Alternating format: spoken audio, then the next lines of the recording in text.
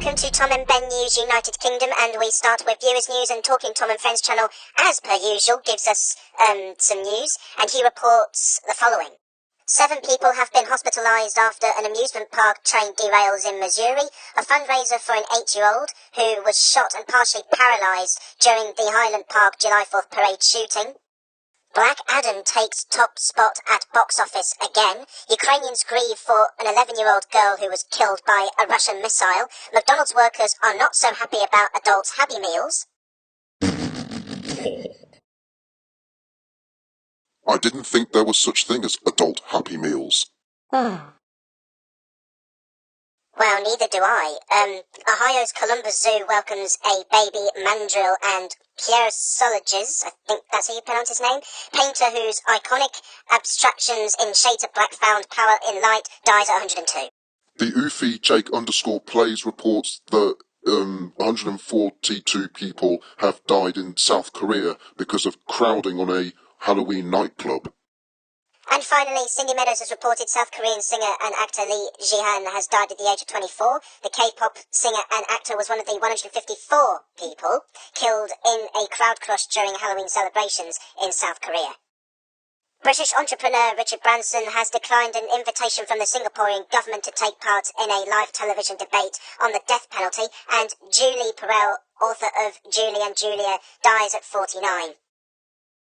And Emily Ratajkowski's son wears red cape for Halloween. Okay, I don't know why they're making a big deal about it. To other news now, and Prime Minister Rishi Sunak has warned that the government cannot do everything while pledging to get a grip on inflation as the UK faces its longest ever recession. The Prime Minister said he was doing everything possible to tackle inflation and curb rises in mortgage repayments after the Bank of England raised interest rates to slow rising prices. On Thursday, the bank warned the country is facing the longest recession in a century as it hiked base rates by 0.75 percentage points to 3%, their highest level in 15 years. Mr. Sunak told The Times on Friday, "I absolutely recognise the anxiety that people have about mortgages. It's one of the biggest bills people have," he said.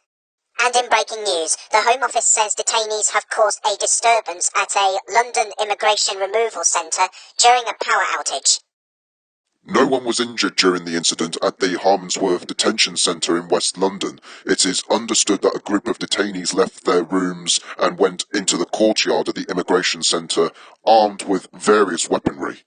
There was a power cut at the premises in the early hours of Saturday, and the power was still out at the premises in West London just before 9 a.m, and the Home Office said work was underway to resolve this issue. Also in breaking news, police have said the firebombing of a migrant centre in Dover had an extreme right-wing motivation. Andrew Leake, aged 66, from Highwick in Buckinghamshire, is believed to have killed himself after throwing 2 or 3 crude incendiary devices at the Western Jetfoil site in Kent last Sunday.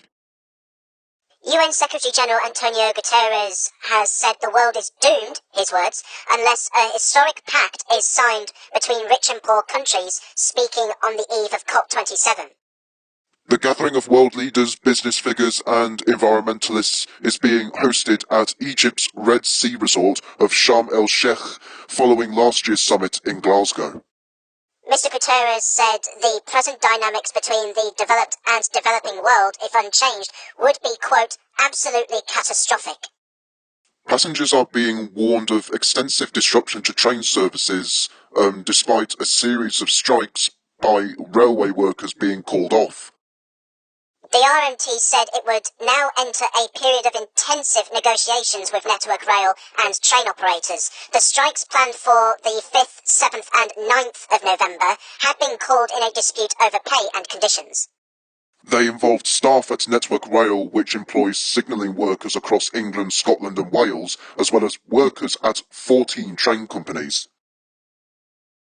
Thousands have gathered in central London a couple of days ago to demonstrate against what they called Tory austerity and demand an immediate general election. The protest, called Britain is Broken, was organised by the People's Assembly Against Austerity and supported by groups including CND, Unite, Just Stop Oil and Extinction Rebellion. Thousands of people marched in the rain from Embankment to Trafalgar Square in central London. France's far-right National Rally has confirmed 27-year-old Jordan Bardella as the replacement as party leader for Marine Le Pen. Mrs. Le Pen will focus instead on leading the party's group in Parliament after it took 89 seats in the National Assembly earlier this year. It marks the first time in its 50-year history that the main far-right party has not been led by a Le Pen, but the move does not mark a major change in direction for the party.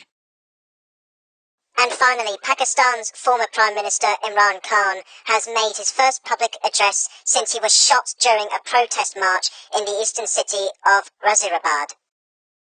Sitting in a wheelchair at a hospital in Lahore, Mr. Khan said he wouldn't have survived the shooting if the two shooters he saw had synchronized their attack. Because I fell, one of the shooters thought I had died and left, he said. Last month, Pakistan's Election Commission disqualified Mr. Khan from holding public office in a case described by the former star cricketer as politically motivated. To your weather now, and this evening some bright spells may develop in some areas including the southeast, but staying dull and wet elsewhere. Tomorrow we'll have sunny spells along with heavy and blustery showers, mainly affecting the west. Wednesday looks to be bright with a few showers, but later cloud will build from the west and blustery rain will move into the north, and that is the weather. And that's all today. Thank you for watching. Have a nice day. Please subscribe, follow us on our Facebook page, listed down below, and see you next Monday.